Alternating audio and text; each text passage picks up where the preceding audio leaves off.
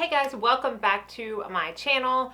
I'm so excited today because this is one of my very favorite videos to film and it is my monthly favorites.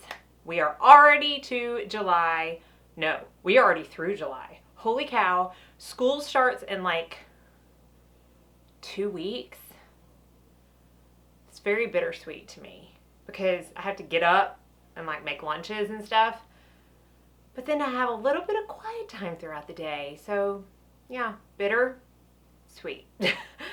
But anyways, we're here to talk about beauty products, not making lunches for the kids. But if you are new to my channel, my name's Mandy. I don't typically ramble this much, a little bit, not this much. I make beauty videos twice a week. So if you like this content, be sure and like and subscribe so you don't miss out on any future videos. And if you want to see what I was loving the most in July, then just keep on watching. Okay, so we're going to start out with my favorites because I only have one fail. I'll save that for the last. I'm going to start off talking about this because I've talked about it a lot this month, so I don't want to dwell on it too much, but it is something that I used every day while I was on vacation. A lot since I've been home, and it's the Revision Skincare IntelliShade True Physical Anti-Aging Tinted Moisturizer with Sunscreen Broad Spectrum SPF 45. Woo! It's got zinc oxide 14.4% and titanium dioxide 4.4%. So this is technically, according to the name, a tinted moisturizer. It does have very like sheer to light coverage that can be comparable with other tinted moisturizers. I consider it just an SPF, so I keep it down in my skincare drawers.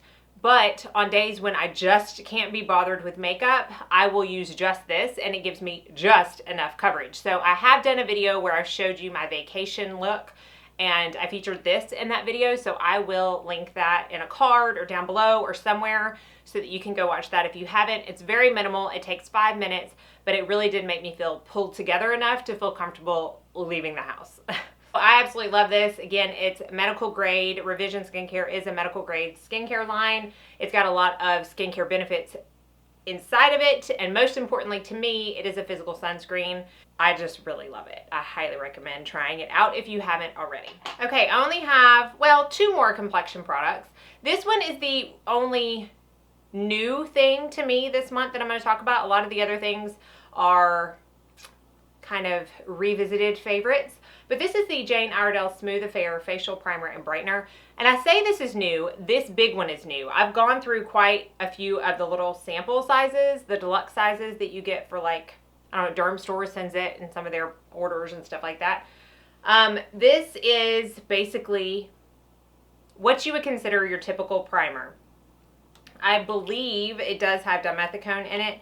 But it goes on, if you can see, it's more of like a white. It goes on more of a moisturizer. And I just feel like every foundation that I put on top of this lays better on my skin.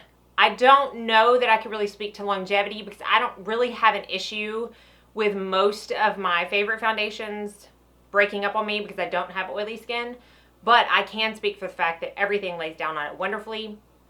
And I do think that her powder foundations really work well over this too, because when you do use a powder foundation, I do think you need more of a little bit of a stickier base for it to adhere to, and I think / know that this is a great base for that. So I've really been enjoying the Smooth Affair Primer. Of course I don't have it on today because I am testing out a foundation for y'all that will hopefully have a review up next week, and I'm going through different primers, but it's been a favorite this month.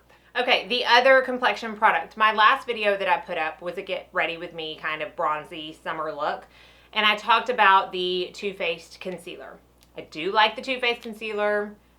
I mean, really, I don't have much negative to say about it, but the concealer combo that I have been reaching for the most this month is my Stellar concealer, which I've talked about being my all-time favorite concealer. I honestly cannot believe that there is still product left in this tube. I have gone through what I would think to be 4 tubes worth of this stuff, and it is still going strong, worth every penny of what it cost because I just feel like it's never going to die. And then I have been mixing it with the Bobbi Brown Instant Full Cover Concealer. This does not have very good reviews. My one complaint with this is the applicator, and I've talked about this in other videos where I talked more about the concealer. A lot of product does not come out on the applicator. I think their intention was that you need to just dot it under your eyes, which is why the bulk of the product actually comes on the tip of the doe foot. That's not how I prefer to apply my concealer, but the way I use these in conjunction with each other, it doesn't really matter. Because what I do is I take a little bit of the Stellar, I wipe it on my hand, a little bit of the Bobbi Brown, I wipe it on my hand, mix them together, and then just pat them under my eye and can proceed to blend out with a beauty blender. Now, the reason I decided to mix these was because sometimes this on itself is a little too thick for me, but I like the coverage that it provides and I like the finish. It does have a little bit more of a dewier finish. Some people are completely against that under their eyes. I personally like it. I feel like it makes them look more youthful, and I don't think it's dewy enough to where if you have a lot of fine lines and wrinkles on your eye that it's going to make them more pronounced per se. I think it just makes you look like you have healthy under eyes, which I don't know anybody that doesn't want that. But because this was a little thicker, this is a much thinner consistency and doesn't have quite as much coverage, so I decided to blend them together. Plus, this one's a little bit darker than this one. This is in the color S01 in the Stellar, and then I'm in the color Beige in Bobbi Brown. It's what I'm wearing today, literally, except for that like one foundation week where I wore pretty much the Too Faced every day. Every other day of the week, the other 3 weeks, I have been using this combo, and I can't envision myself stopping anytime soon. It's so good together. So I'm not saying go out and buy these two, but if you have one and not the other, possibly think about getting the other, or if you have both, definitely think about mixing them. Okay, sticking on the Jane Iredale, this was a revisited product to me, but I actually got a box sent to me of Jane Iredale products from Influencer, and this was in the box. I have already had it, and so it just prompted me to get it back out and start using it, and I just forgot how amazing it is. And it's the Palm Mist Hydration Spray from Jane Iredale. Y'all, I've talked about this in another favorites. I don't even know when it was. I mean, it's been months. But I will say, if you like to wear heavier powders, like if you feel that your skin is oily and you need heavier powders to actually set your makeup, or if you just like a powder that tends to be a little bit more powdery on the face, or if you use powder foundations, I personally think this is a must for a setting spray. It smells good, but I think it's an acquired smell. I mean, it smells like cranberries almost. It's no synthetic fragrance in it. This is a certified, eco-certified organic product. I can't really describe what it does. I don't know that I have another setting spray per se that really truly melts the makeup into your skin as well as this does. Not even Fix Plus. Like, I just spray it 3 times on my face. The mister could be a little bit more fine, I will say that, but it doesn't leave any like visible dots on your face. But literally everything melts off. You can't see a trace of powder on your skin. And I really do feel like this area right here that I've always talked about kind of gunks up throughout the day around my pores. I feel like that does not happen as much no matter what foundation I'm wearing when I use this. So the Palm Mist Hydration Spray, I have not tried any of her other sprays. This one is almost halfway gone because it's the one I already had. I'm so glad that I have a backup now from Influencer because it is something I envision myself rebuying over and over and over again. So if you are anywhere near a Jane Iredale boutique, something that carries them, definitely go in and try this. But I honestly think that you would like it just buying it sight unseen online. It's really that good. Okay, 3 powder products, a random and a fail, and then we're done. This next powder product that I'm going to talk about is, can't say it's personally a favorite, it's a kit favorite. Because I don't contour my face. I already have a pretty long face. And I don't feel like I need to contour it because then it will just lengthen it more. I kind of like my cheekbones the way they are. I just don't find a need to contour my face. However, there are many of needs to contour clients' face. I have discovered the newer, not new, but the newer Makeup Forever contour powders. They also have blushes as well, I believe, and highlighters. This is a palette that I made up myself, and it has 3 colors, and it has a highlight color, a contour, and 2 contour colors. I'm going to have to put the actual numbers either on the screen or down below because I just don't know how easy it'll be to pop out. Let me see. No, to pop out these pans, so I'll have to go back to my order. But this has replaced my Kat Von D. These are very finely milled, and they're very soft touch powders. Like, they just look like they're part of your skin. They don't go on so pigmented that you've screwed up an entire makeup look because you put too much contour on.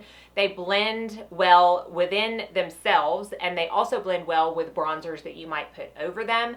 This highlight shade, I will often go over the under eye after I've set it to highlight it a little bit more, and I also will clean up the contour with this shade with like a big kabuki brush. I love it. I absolutely love it. But these contour shades, literally, I have not used another contour shade that I like better. I would venture to say I like them better than the Kevyn Aucoin contour shade, which I still love, but I find these to be even softer, even smoother, even easier to use. So if you have not checked out or tried the Makeup Forever contour powders and highlight powders, I haven't tried the blushes and the shimmery highlights, but these three will forever be a staple in my kit. This is a rediscovered favorite as well. It is the highlight I have on my face, and it is the Essence Pure Nude Highlighter. The only drugstore highlighter that makes it into my top 5 every time I talk about my top 5 favorites. It's $5. I believe it's $4.50, maybe $4.49. Not only have I rediscovered this for myself, but I had bought a backup and it was just sitting lonely in its, you know, bottom drawer with all my backups. And I was like, why am I not using this in my kit? So I took it out and I used it in my kit, and I posted a picture of a bride. I'll put it in here. And I had a little game of who can guess what highlight I had on her, and of course one of my loyal subscribers guessed it, and she actually won a palette. So be sure and follow me on Instagram because I do like little random giveaways like that every once in a while. So she won the Jouer Skinny Dip palette. Anyhow, it was this highlight. It looked absolutely gorgeous on her skin. I can't speak highly enough about how flawless it is, how easy it is to build up, how subtle it is upon first application, but that if you want it to be like in your face highlight, very easy to build up. Very finely milled, does not accentuate any texture at all. Love, love, love this. And they have come out with another one. It's in my cart and Ulta right now. It's a darker shade, which probably is gonna be too dark to highlight on me, but I envision it being gorgeous on darker skin tones as well as for eyeshadow. So definitely, if you have not taken the $5 plunge to try this, please do, because this is probably the 4th favorites that it's shown up in. Okay, and the final powder product is my Beautycounter blushes. I have depotted all of these. If you don't follow me on my Clean Beauty channel, you have probably not seen these, but they are the new satin blushes that Beautycounter has launched. There are 7 shades. Again, I depotted all of them because I now keep this, well, I say that. I envision keeping it in my kit, but really it hasn't made its way there because I've used them almost all but 2 days. Today I have on the color Sorbet, which is this really pretty mauve color right here. I have swatched all of them and talked about all of them on my other channel. I will link that video up in a card. These are without a doubt my favorite blushes I have ever used. I have had 3 of them since the Leadership Summit that I went to at the beginning of May, but they didn't officially launch until this month, so I couldn't talk about them. But hands down, every time I wore them, one of y'all would ask what blush I had on. Somebody random in the store would ask what blush I had on. I always get compliments, and I've said it probably a million times on the other channel, probably even some on here. They are the longest lasting blush that I have ever used. They far outlast the Tarte Amazonian Clay blushes, which up until then had been the longest lasting blushes that I've ever used. There's something special about these blushes. That's all I'm gonna say. So anyways, they're my favorite because I really literally have been wearing them every single day, but maybe like 2 days. You could go back to my videos this month and you'll see one of those blushes in the description box. Okay, I'm going to talk about a random real quick before we talk about the one fail. And I just had to mention this because it's made such a difference for me. This is a silk pillowcase. So this is my pillow. I brought it from downstairs. It's so nice. It is a slip silk pillowcase. So those are not cheap, I'm the first to say, but I have gone through at least 5 different silk pillowcases that were cheaper from Amazon, and they were, for lack of a better word, crap. Like, they just did not do what they proposed to do. Now, the reason that I wanted one was because I am a side sleeper. I can't even most of the time start out on my back and actually fall asleep. I have to be on a side to be able to fall asleep.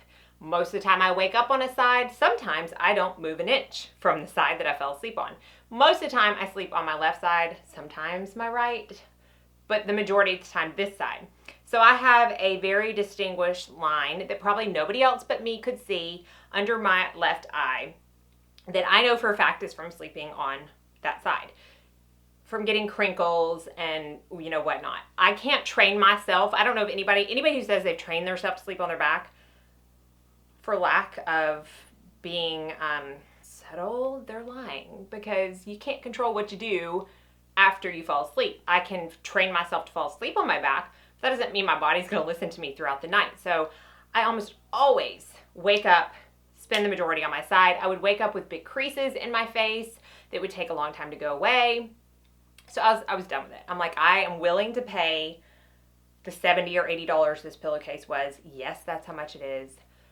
But when you have chronic creasing of your skin that can lead to chronic wrinkles in your skin, it is worth it. And this is the only pillowcase that I have used out of all the ones I've tried. Literally, I said 5, probably more like 10, that actually does not give me creases. Now, there was a day a couple weeks ago where I woke up and like the tip of my ear was killing me. And every once in a while, probably like 2 or 3 times a year, I'll wake up like that. And that is after a night where I literally do not move. I'm so exhausted that my body just stays in one spot. It hurts so much, like my ear falls asleep and it hurts for like half the day. In that case, I did have a small crease that went away within 30 minutes.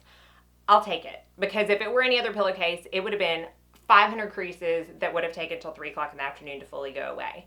So if you are somebody that sleeps on their side and is worried about creasing in their face, creasing in their shoulder, creasing in general, I would highly recommend investing in one of these. They are really good and very much worth the money. All right, I've talked way too long about a pillowcase. So let's talk about my one fail real quick. It's not going to take long. This was actually sent to me by Octoly and Shuamera. This is the Shuamera Eyelash Curler. This has been like a cult favorite forever. I've always said, oh, I want to get this. Oh, I want to get this. So when it came up on Octoly, I was so excited that they accepted my request because I really wanted to try it. Now, I just don't like it.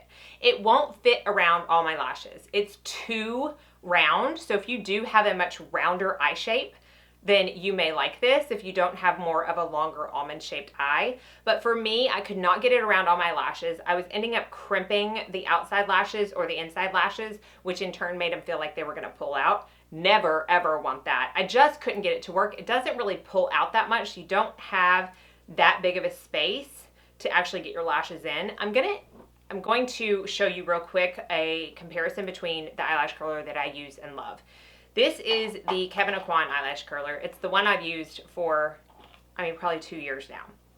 So I want you to see, hopefully this will show you how far that opens. Now, look at how far that opens. Do you see the difference? I hope you can see the difference. It's insane. This opens at least twice as much as this one does.